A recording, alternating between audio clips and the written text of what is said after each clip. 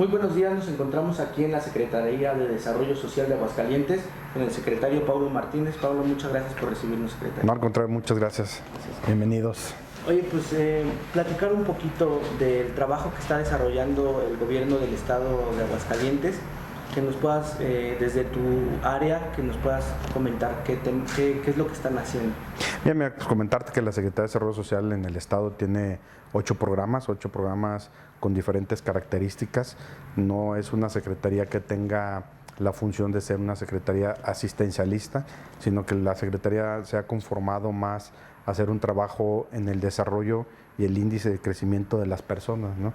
Sí, hemos tenido información de cómo se comporta la pobreza con los diferentes indicadores que maneja el propio Coneval, que es educación, salud, seguridad social, vivienda, accesos a los servicios de vivienda y alimentación. Y todos ellos, pues bueno, los vamos midiendo y vamos teniendo trabajos transversales para el desarrollo de las personas en ese sentido, y hacemos estrategias transversales con las diferentes dependencias del gobierno del estado que inciden en cada una de estos indicadores que tiene el propio Coneval, como puede ser salud, como puede ser vivienda, como es educación y como son temas alimentarios. Y la instrucción del gobernador, el contador Martín Orozco, siempre ha sido de que vayamos hacia la persona, que vayamos así como dice el dicho, ¿no? Que les enseñemos a pescar y no nada más les estemos dando el pescado, y los programas de la Secretaría van enfocados en ese sentido, ¿no? Entonces nosotros sí nos hemos enfocado, a ir reduciendo los índices de pobreza en el estado, y ha quedado muy claro. El gobierno del estado, el contador Martín, recibió la pobreza moderada en el estado con un 28%. El último informe que emite Coneval hay una reducción al 26%.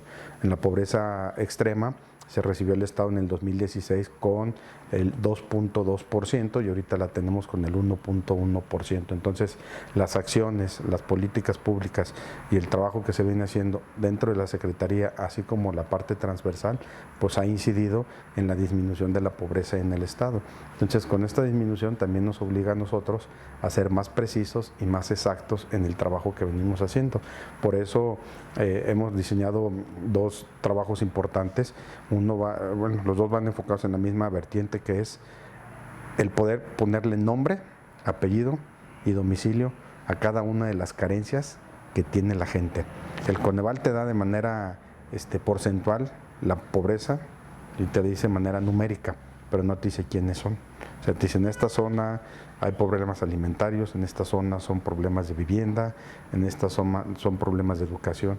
Entonces, nosotros en esas zonas hacemos barridos, trabajamos de la mano con el INEGI, con las metodologías que tiene el INEGI, para poder saber qué tipo de necesidad tiene cada una de las personas, y entonces sí, poder diseñar el trabajo focalizado hacia estas personas. Entonces, esta parte es muy importante porque hemos hecho 2 momentos. En el 2017 se hizo una intervención de las carencias sociales y ahí detectamos 55,000 personas que tenían alguna de las carencias mencionadas o todas. Y en el 2019, el año pasado, en el mes de diciembre, concluimos la segunda etapa, donde ahí encontramos 38,000 personas. Entonces, ya tenemos un padrón de más de 90,000 personas que cuentan con una carencia social, y esa es una tercera parte de la pobreza del estado que ya la tenemos detectada y es en la que estamos trabajando. Ahorita nos comentas que ha habido una disminución, entonces es un caso de éxito del gobierno del gobernador Martín Orozco en el área que tú diriges. Estamos viendo que el gobierno federal más bien está apostado por programas asistencialistas. Así es. ¿Cómo está impactando es una política diferente la que está implementando el gobierno federal a la que se está implementando en Aguascalientes? ¿Cómo impacta en el estado? Sí, totalmente de acuerdo. El gobierno federal tiene una política asistencialista, una política en el estar dando dinero o alguna otra especie a la gente, pero no le enseñas a trabajar, no le generas una condición de desarrollo, que tengan habilidades, conocimientos, que tengan cualidades para que ellos mismos puedan salir adelante. Nosotros aquí tenemos programas en los cuales apoyamos, por ejemplo, el autoempleo. Una señora tiene su domicilio cerca de una escuela y se puso a vender dulces y le dimos un apoyo de 1,000 pesos. Entonces esa señora con los 1,000 pesos compró dulces, puso su mesita de dulces afuera de su domicilio, los vende, y los 200, 300, 400 pesos adicionales que le genera de ingreso al hogar, pues, sin duda son beneficios directos y ahí puede impactar en esta economía, puede impactar en temas de alimentación o mejora de alimentación, en algún beneficio de algunos integrantes de la familia o en mejoramiento de la vivienda. Entonces, ¿cómo incides hasta con 1,000 pesos? ¿Cómo va siendo un beneficio hacia la persona? Y esa es la política distinta que tenemos en el gobierno del Estado a la que se tiene con el gobierno federal. Y hacer una aclaración muy puntual, todos estos programas que tenemos en el gobierno del Estado en materia social, todos, absolutamente todos, son con recurso directo del Estado. No tenemos un solo peso de mezcla con el gobierno federal, y el no tenerlo no quiere decir que no querramos, quiere decir que no hay voluntad del gobierno federal de trabajar de la mano con el Estado para poder vincular los esfuerzos tanto federales como estatales para poder incidir en la disminución de la pobreza con las políticas que hemos implementado en el Estado. El nivel federal, la tendencia de la pobreza va hacia la alza. En el Estado, la pobreza va hacia la baja.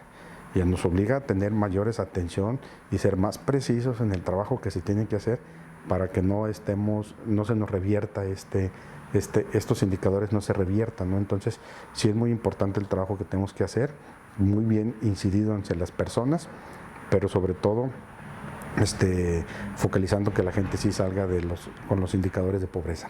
Claro. En este sentido, las dos formas de tratar esta política social chocan, o sea, mientras ustedes nos comentan, van con un programa donde se les enseñe y se abata la pobreza, y del otro lado vienen regalando, ¿no generará algún efecto contrario a las políticas? Fíjate que no hemos detectado una parte de esa naturaleza en el Estado, pero lo que sí hemos detectado es que, por ejemplo, el apoyo al 60 y más, que decía el presidente López Obrador que es universal, pues como recibe ese apoyo, lo recibe una persona, sí, de escasos recursos, también va gente del sector medio, del sector alto, que llega por su pensión en un vehículo y vehículos de buena marca. Entonces, lo que nosotros creemos es que hay quien sí las necesita y hay quienes no las necesitan.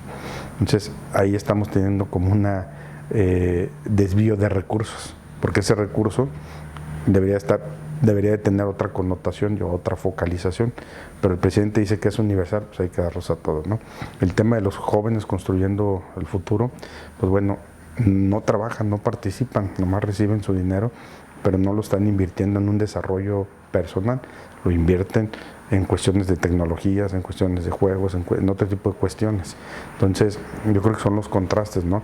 Los gobiernos están para generar condiciones de desarrollo de las personas, y que el momento que tengas un desarrollo de una persona incide en el desarrollo de la familia e incide en el desarrollo también de la comunidad y por supuesto en el municipio y en el Estado.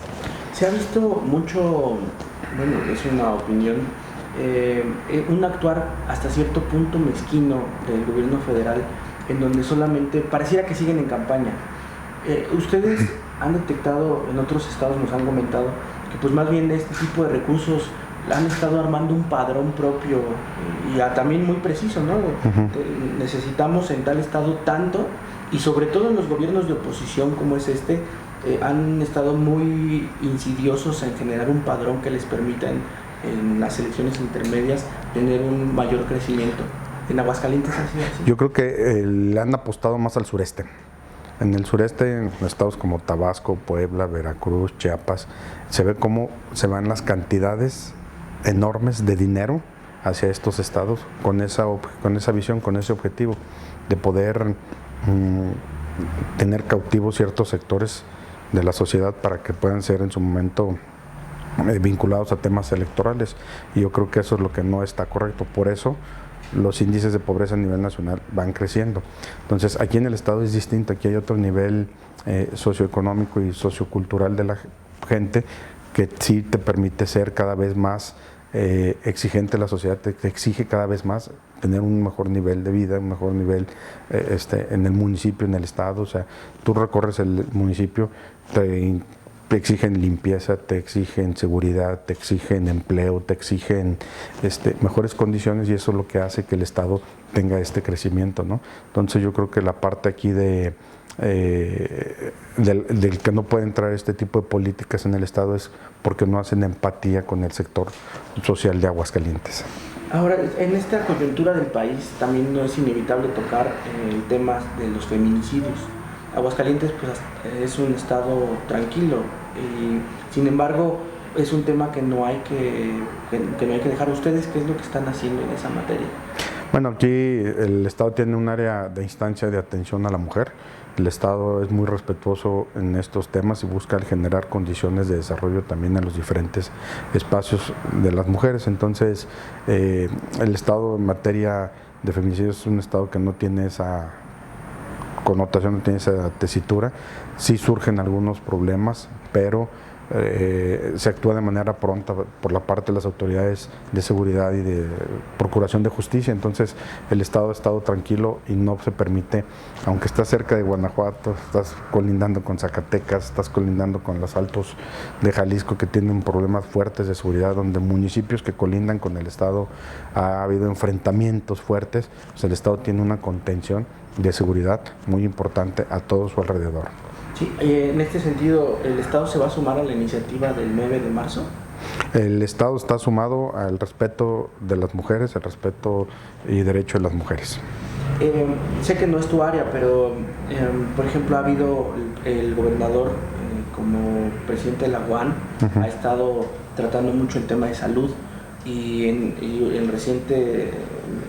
momentos apenas recientes ha tenido un momento de rispidez con el presidente de la República. ¿Ustedes prevén que haya pues ahora sí que un creciente como hostilidad del gobierno federal con el estado de aquí de Aguascalientes? Lo que el gobernador del estado ha venido haciendo en el tema de salud es poner las contrapartes que hay en el proyecto que traen a nivel federal con el INSABI y el tema de salud del estado. Los temas de salud han sido muy cuestionados a nivel nacional, pero aquí el estado ha venido mejorando las condiciones de la infraestructura en materia de salud, en la atención y en todo lo que se tiene que hacer en beneficio de los ciudadanos. Entonces, lo que el gobernador ha venido haciendo es una defensa férrea en los temas de salud, porque hay un hospital que es muy icónico aquí en Aguascalientes, que es el Hospital Hidalgo, que no es un hospital del estado, es un hospital regional. O sea, gente que radica en Zacatecas o radica en La Chona, Jalisco, o radica en Lagos, vienen a Aguascalientes a atenderse. Y una parte del presupuesto se atendía a todos estos sectores, y son sectores que no tienen seguridad social, que no tienen ISSSTE, que no tienen IMSS, que no tienen alguna otra prestación de seguridad social, y se atienden en estos hospitales con una calidad muy elevada. Entonces, la verdad es que se le ha invertido mucho a los temas de salud, y la defensa es todo lo bueno que se ha hecho en el estado, pues se pueda respetar, porque al momento de federalizarlos, que es el objetivo, pues estos hospitales van a poner los directores y van a manejarlo desde el nivel federal, y la calidad, la atención que se le da a la gente puede decaer, y esa es la defensa y lo que se ha estado combatiendo, buscando cómo podemos mejorar con la visión que trae el gobierno federal y la visión que trae el estado, cómo se mejora en la atención de la salud, ¿no? Por ejemplo, el seguro popular, pues es un tema que incide en los indicadores del Coneval. O sea, la seguridad social incide. Si una persona no tiene un empleo formal, no tiene un ingreso fijo, pues por ende necesita tener garantizados los servicios de salud, y por eso existía el seguro popular, porque se daba de alta en el seguro popular y ya los servicios de salud los tenías garantizados, mientras tanto no tenías un empleo formal. El momento que empiezas a tener un empleo formal, se dan de baja del seguro popular, pero se tenía la atención.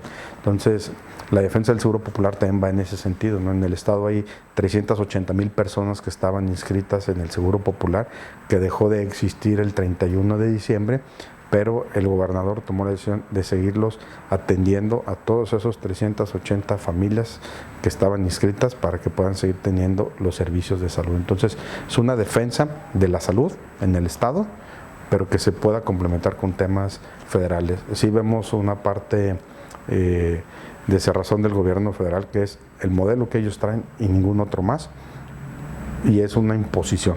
Entonces, sí lo tienen que medir muy bien, y lo está midiendo muy bien el gobernador, esta parte, para que puedan atenderse, ¿no? La verdad es que el Hospital Hidalgo absorbe una 70% del presupuesto de salud en el Estado, entonces sí hay que tomar una muy buena decisión en ese sentido. Jugando un poquito pues, hacia hacer prospectiva, en la democracia es bueno contrastar, ¿no? Ahorita Desde los luego. aguascalentenses van a tener la posibilidad de contrastar los gobiernos como el gobierno federal y los gobiernos humanistas que tienen aquí en Aguascalientes. ¿Tú cómo crees que al paso de los años vayan desarrollándose las cosas y si los aguascalentenses van a alcanzar a ver la diferencia entre una opción y otra? Yo creo que lo han visto y lo han percatado todavía en estos momentos de mayor claridad. ¿Por qué? Porque las evaluaciones que se han hecho al gobierno, a los gobernantes, siempre ha salido por encima los gobiernos estatales, los gobiernos municipales con la visión humanista, y es la parte que ha tenido una muy buena calificación. Lo hemos visto, el gobernador Martín Orozco está entre los 10 gobernadores mejor evaluados. Los alcaldes están también dentro de los 10, 15 mejores alcaldes mejor evaluados en el país. Y bueno, pues eso es muestra del trabajo cercano, del trabajo corresponsable que se hace con la ciudadanía de Aguascalientes y el respaldo, principalmente el respaldo que los ciudadanos dan a sus autoridades, ¿no? Entonces, yo creo que es una parte importante, la brecha que hay entre la visión de un gobierno humanista y la visión de un gobierno de izquierda se va a ir haciendo cada vez más amplia, respaldando más el tema humanista. Paulo, fuiste presidente del partido durante 5 años. Con la experiencia que tienes y como militante del partido, platícanos un poco de cómo ves el panorama ya más en el plano político de lo que está ocurriendo en el país y precisamente en el Estado. Bueno, yo creo que ese es un tema muy delicado, la parte política a nivel nacional. Mediáticamente nomás están permeando los temas y una sola visión, y eso es muy delicado. Yo creo que en las grandes democracias tiene que haber contrastes, tiene que haber comparaciones, tiene que haber mediciones, y lo preocupante es, por ejemplo, cuando el presidente Andrés Manuel se le cuestiona algún tema muy claro y muy preciso, por ejemplo la economía, que no crece y que no lo acepte. Yo creo que es un tema muy delicado que va en perjuicio de todos los mexicanos, o cuando le cuestionas los temas de asesinatos en el país, cómo va la delincuencia a la alza, pues también son temas muy delicados, y que no le dé la responsabilidad, la seriedad que estos temas requieren.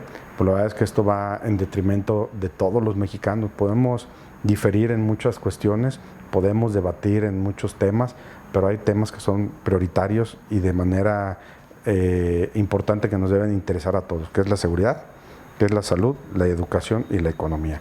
Yo creo que en esos temas debemos de trabajar todas las visiones políticas en el país para el fortalecimiento de estos temas, porque a medida que tengamos mayor seguridad, que tengamos salud, que tengamos educación y sobre todo tengamos crecimiento económico, sin duda vamos a caer un buen desarrollo del país y un desarrollo de todas las personas. Y esto le va a incidir en el beneficio de toda la gente, ¿no? El presidente Andrés Manuel siempre dice que él está generando un bienestar. Pues sí, si tenemos trabajo, tienen bienestar, y el trabajo va en la inversión en la economía. Y hoy en día no he visto que el gobierno federal haga anuncios de inversiones importantes y fuertes para el crecimiento del país. Hemos visto que hemos tenido meses con crecimiento cero, ¿sí? Y eso es muy preocupante, y que lo vea con una ligereza el presidente, pues es un tema muy delicado. Pero lo más delicado y lo más preocupante es que no hay actores que hagan el contraste, y si lo hacen, no lo están haciendo con la contundencia que se requiere, ¿no? Entonces, por eso hoy en día nada más está en el espectro una sola postura, que es del gobierno federal, en las famosas mañaneras que en algún momento ya se convierten en una chunga, y que eso es muy delicado, ¿no? Entonces yo creo que hace falta a la parte política fortalecerla, generar los contrastes, y que el ciudadano pueda ir tomando las decisiones de quiénes y cómo se gobierna mejor. Pero sobre todo a los ciudadanos hay que escucharlos, a los ciudadanos hay que ver qué sienten, dónde les duele, qué es lo que les duele, y es ahí donde los gobiernos tienen que trabajar para mejorar ese tipo de condiciones de los ciudadanos. Entonces, los partidos políticos deben de ser la parte opositora, el contraste, ¿no? O sea, por ejemplo, hoy en día un PRI que se ve totalmente ya cargado con el presidente, ¿sí?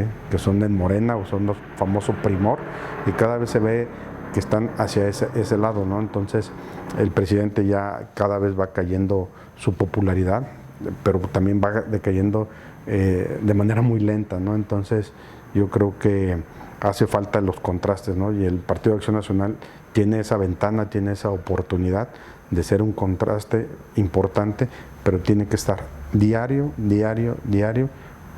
haciendo un contraste de todas las reuniones mañaneras del presidente López Obrador.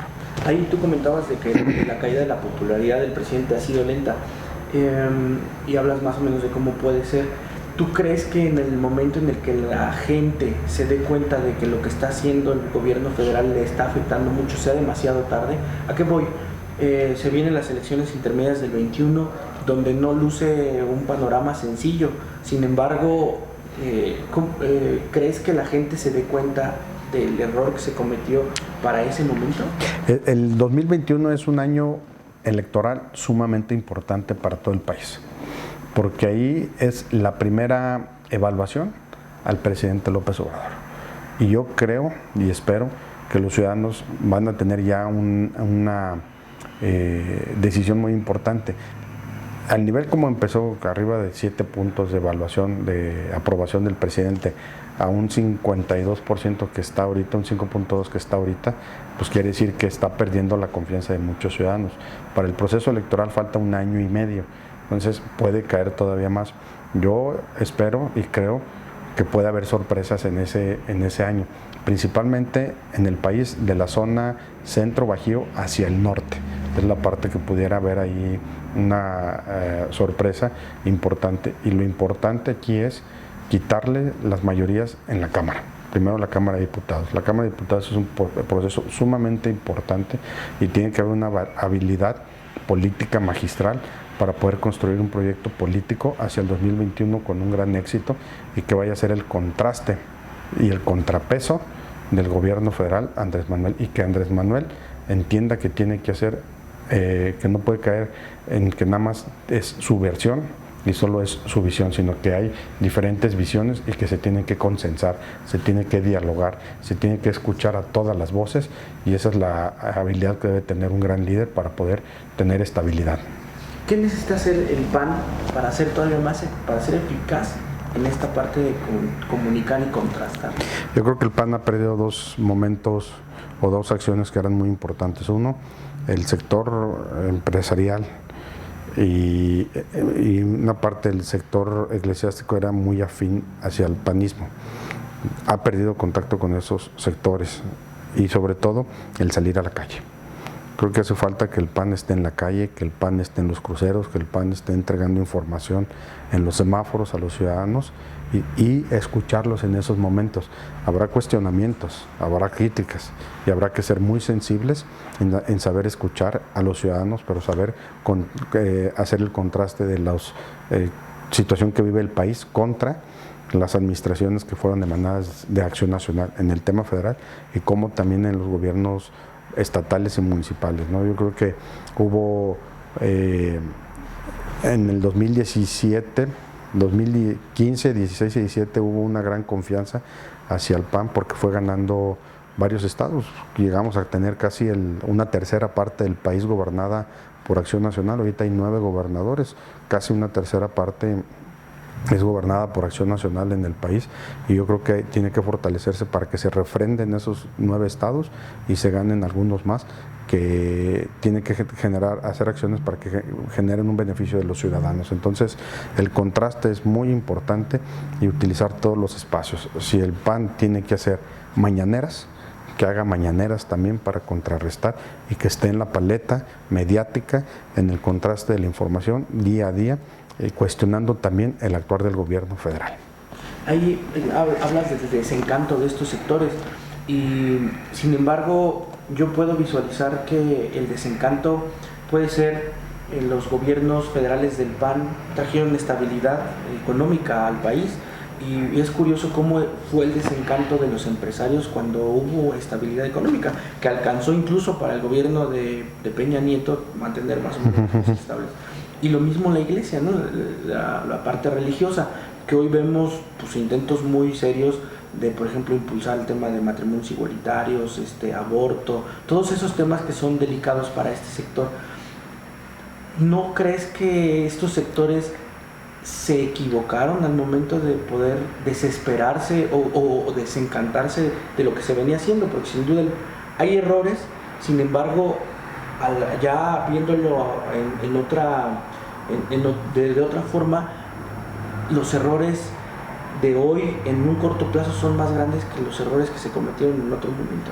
Sí, la justificación, tú bien lo dices, ¿no? La justificación que en muchos momentos tiene el presidente López Obrador de cómo se encuentra el país es por culpa de gobiernos del PRI o por gobiernos federales del PAN, etcétera.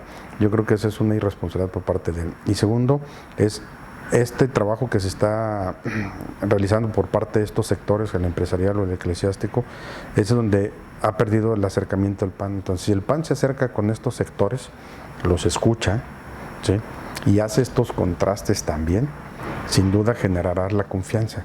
Pero tienen que entrar a un proyecto donde se vean cubiertos todas las necesidades de todos los ciudadanos, empresariales, laborales, populares, de todos los sectores que puede haber en el país, tienen que ser escuchados y atendidos y mandar mensajes muy claros de que hoy la política del gobierno federal no nos está llevando a ningún puerto positivo a los ciudadanos. Hoy en día no hay crecimiento, hoy en día no hay estabilidad económica, hoy en día hay mucha incertidumbre también, ¿sí?, y se están haciendo proyectos que no llevan a ningún lado. Por ejemplo, el aeropuerto. El aeropuerto es una necesidad impresionante en la Ciudad de México y lo bloqueó. O sea, sigue teniendo en un caos a todo el sector que utiliza este medio de transporte, que es un poco costoso, sí, pero es un tema también de inversiones, es un tema de concretar negocios, es un tema hasta también de seguridad y de salud, ¿no? Entonces, yo creo que es una parte importante el atender a los diferentes sectores de la sociedad. Y me referimos al tema empresarial con todas sus ramas, la empresarial de un nivel, desde la tiendita de abarrotes, desde el comercio inmediato, prestaciones de servicios, cuestiones turísticas, o sea, todos los sectores que enraman el sector empresarial hay que atenderlos y los tiene que atender el PAN, ¿no? Hoy en día, ¿cómo pudieron ningunear al sector campesino y al sector ganadero con una reducción del presupuesto federal drástica a este sector? Y es un sector que te genera la alimentación, o sea, le está pegando al ciudadano desde la alimentación. Pues entonces son temas que se tienen que fortalecer y tenemos que llegar a esos sectores a decirles cuánto se invertía para que pueda crecer el sector del campo. O sea, la gente que recibía el Procampo o recibía apoyos del diésel o recibía infinidad de recursos para poderse apoyar, para sembrar maíz, para sembrar frijol, para sembrar arroz, para sembrar lo que hubiera necesidad de la demanda del consumo, para la alimentación del consumo humano. Entonces, yo creo que el PAN ha perdido todo ese sector, no se ha acercado y es una parte importante para generar ahí los contrastes, porque estos son los sectores que te pueden dar muchos votos para poder hacer un contrapeso al gobierno federal. Las políticas son de pesos y contrapesos, y los contrapesos hoy no los hay, están perdidos y es por un vacío político de todos los partidos políticos. No, ningún partido político está en la palestra. Ahora, en el plano más local, ¿cómo ves al PAN en Aguascalientes? Yo veo al PAN aquí en el estado con una inercia todavía ganadora. Yo veo un PAN que todavía genera confianza con los ciudadanos. Yo creo que la parte importante de mantener los proyectos políticos en el estado van a depender mucho de la unidad, de la estabilidad interna que se le genere, el poder construir proyectos donde estén involucrados todos los actores políticos y que sean proyectos que unifiquen y nos lleven a buen puerto en el estado. En los procesos futuros viene ya la elección del 21, donde se elegirán diputados federales, diputados locales, alcaldes, regidores y síndicos. Entonces hay una gama muy amplia de espacios que se van a jugar en ese año, en 2021, y es la parte que se tiene que tener desde el partido con una habilidad de poder unificar todas las visiones y construir un proyecto político que te pueda dar resultados exitosos en el 2021. La gente tiene mucha confianza en Aguascalientes, en el PAN, hay que seguirla manteniendo, pero va a depender única y exclusivamente de los panistas el poder construir este modelo. Yo no veo un PRI, yo no veo veo un PRI desaparecido, veo un Morena desarticulado aquí en el Estado, y una confianza de la sociedad para el panismo muy impresionante, y que lo importante para poder sacar adelante estos proyectos es la unidad dentro del partido. El electorado de Aguascalientes de alguna forma pues es más informado. Ya en algún momento, después de 2 gobiernos panistas, volvieron a cambiar. ¿Tú qué prevés? Ahorita comentas que hay confianza. ¿No hay posibilidad de que haya algún movimiento de este tipo? Pudiera haber movimientos, sí, solo sí, se genera una fractura al interior del partido. Solamente la única manera que pudiera llegar otro partido a gobernar en el Estado. Y me refiero a nivel estatal y a niveles municipales. Solamente que existe una fractura al interior del PAN. Y ahorita están, pues, seguramente las mesas políticas están bien avanzando. Yo creo que el hecho que veas tú movimiento de diferentes actores y liderazgos al interior del PAN, te da señales, uno, de que está un partido vivo, de que hay muchos intereses, y me refiero a intereses sanos, o sea, todo se mueve por un interés, una aspiración, todo es legítimo, todo es legal siempre y cuando lo hagas dentro de los marcos legales del partido y electorales, y yo veo un partido vivo. Lo que hace falta también es conjugar todos esos esfuerzos para poder hacer un solo abanico que vaya a llevar un rumbo muy claro del triunfo en los procesos electorales. Ahora, para ir cerrando, ¿algún mensaje que quieras comentarle a nuestra audiencia? Bueno, pues agradecer primero este espacio, esta entrevista. Es muy reconfortante ver cómo hay medios en los cuales puedes dialogar y que te permite llegar a diferentes sectores del Estado y del país para informar cómo están las cuestiones políticas en el Estado, y que bueno, son visiones al final del día, no son críticas, sino son visiones, y que hay que entrar en los espacios de poder armar esquemas muy claros políticamente para que genere un beneficio hacia todos. Yo creo que al haber un partido vivo, al haber un partido dinámico, al haber un partido con mucho movimiento, significa que hay mucho interés y aspiración para poder llegar, y que es el tiempo también de ir generando nuevos cuadros. Yo veo que hay un sector que ya ha tenido muchos años en la palestra pública, que hay otro sector que estamos entrando a tomar decisiones y a llevarlos rumbo de este Estado en decisiones muy importantes, y hay otro sector un poco menor que viene atrás, y hay que fortalecer esta parte, ¿no? Yo creo que el sector juvenil es el que hay que apostarle, hay que entrarle para que se pueda ir preparando, que en un momento dado ellos estarán tomando decisiones en un municipio, en un estado, y puede ser también que a nivel nacional. Entonces, invitar a todo el panismo a que sigamos fortalecidos, a que sigamos unidos, a que sigamos trabajando por el bien común, y que hoy en día lo que el PAN tiene gobernado lo mantengamos, lo fortalezcamos, y que vayamos por otros municipios más para demostrarle a Aguascalientes sigue siendo un estado de mucha confianza panista, y que va a ser un estado por muchos años pintado de azul. Te agradecemos mucho, secretario. No, el agradecido soy yo.